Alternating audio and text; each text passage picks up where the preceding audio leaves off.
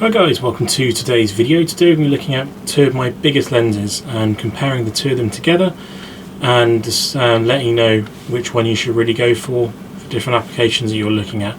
So two lenses we're looking at today are going to be the Canon 200-400 with the inbuilt adapter which takes it to 540.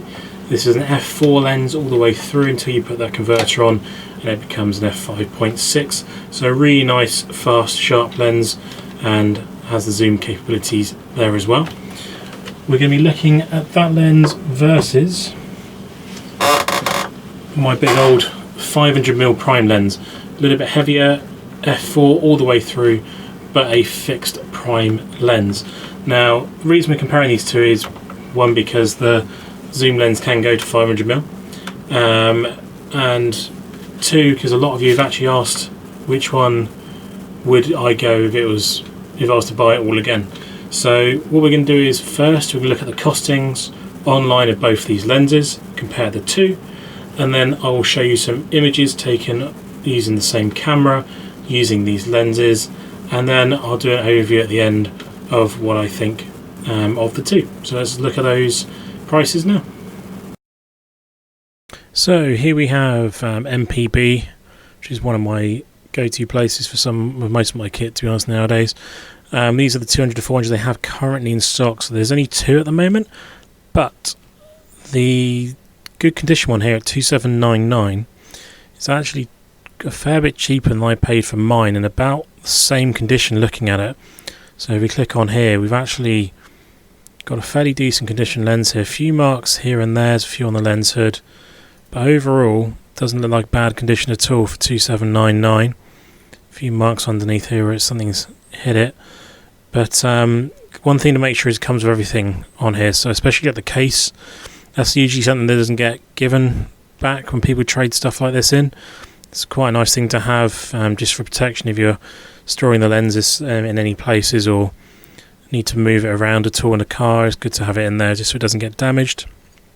Anything that was missing is the instruction manual, but it is also worth checking out some of these sort of well used ones. This is $2,199, so a fair amount cheaper, and looking at it, it's a little bit discoloured, so it's been more heavily used for sure. The foot's definitely taken a bit of a beating, but overall it's not actually too bad. It's very usable. It's taken a bit of a hit on the plate there as well, but again, this does come with everything apart from a gradient filter holder, which are massively expensive, but it's got all the main stuff like the lens hood, which are £500 if you want to replace. You've got the case there, it's good to have. Original Canon foot, so, and everything's warranty there. Also, it's good to make sure there's nothing sort of listed to say there's anything wrong with the glass, any sort of marks on the glass at all. That's always a good thing to check. If the glass is fine, it's a bit battered on the outside, then that's the main thing, as long as the glass is all good. But either one of those two options will work, but mine was $3,200 when I bought mine 6 months ago, so $2,799 for the similar sort of condition is a really good buy right now, I think, for that. So again on MPB, we'll look at the 500mm now. So there's three options here. Interestingly enough, the excellent one's the cheapest, so I'm assuming that's probably missing something like the case, but I'll look at that in a second. But you got two good ones here. One looks like it's in really good condition, and one looks like it's potentially not as in good condition. There's a bit of feet damage, but let's have a look at them here. Start on the left. Look at the best one here. So as you can see, yeah, looking pretty good there. There's no real marks there, a bit of discoloration on the front there, so it has been used a fair amount. A few little marks along the top there as well, but again, it's coming everything apart from the lens strap. You never really ever use that, so that's not a problem.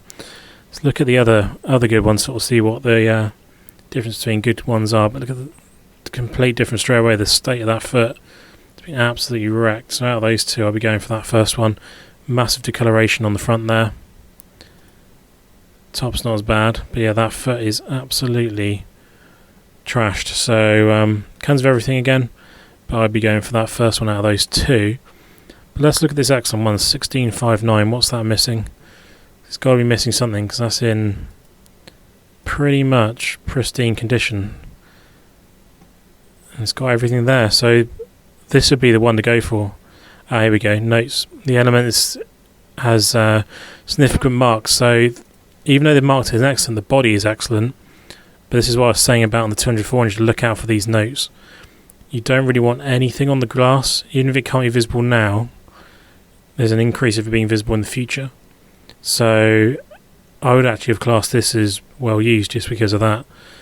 So there's a little bit of naughtiness there, I think, from MPB. It's not an excellent condition in my mind. I'd be going for this first one, 1749. So you're looking at, for good on good, it's £1,000 cheaper than the 200-400.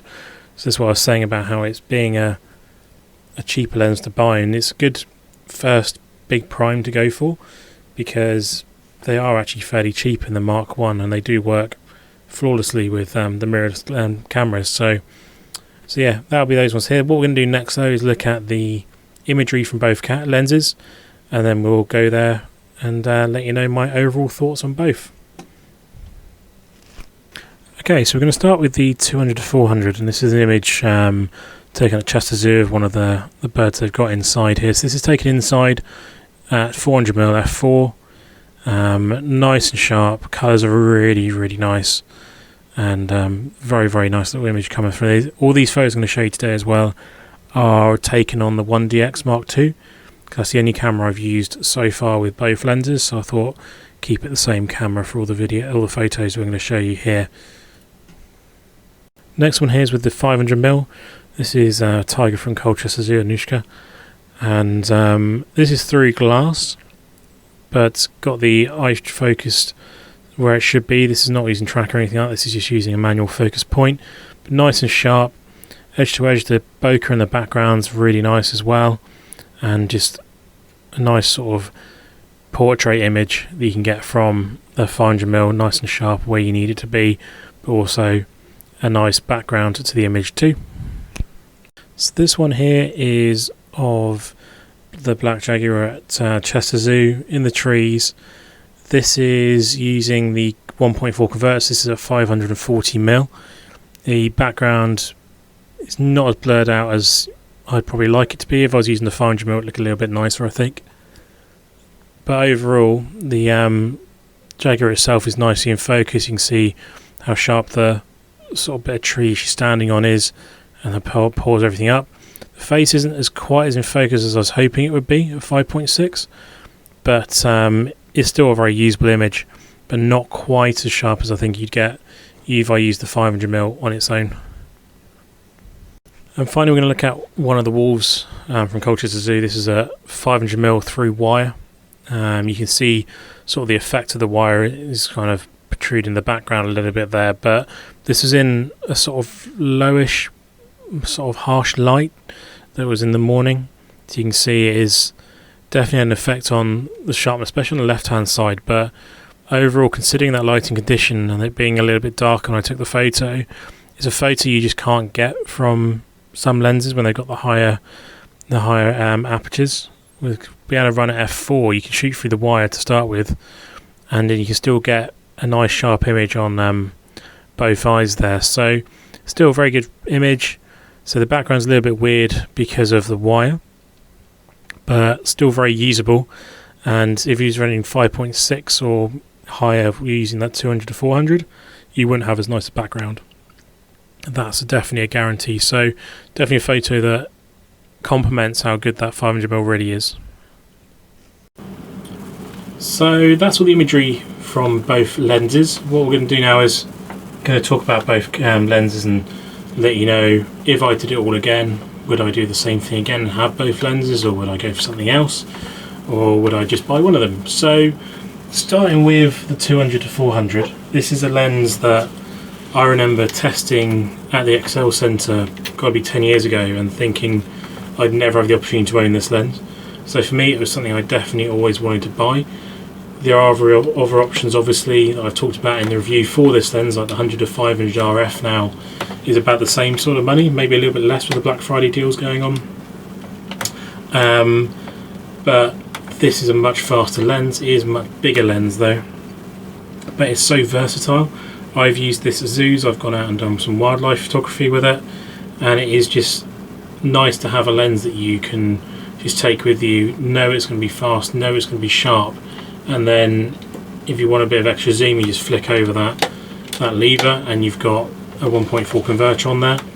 It does work with the 2x converter as well, but you can only have it on 1x and retain the AF functionality.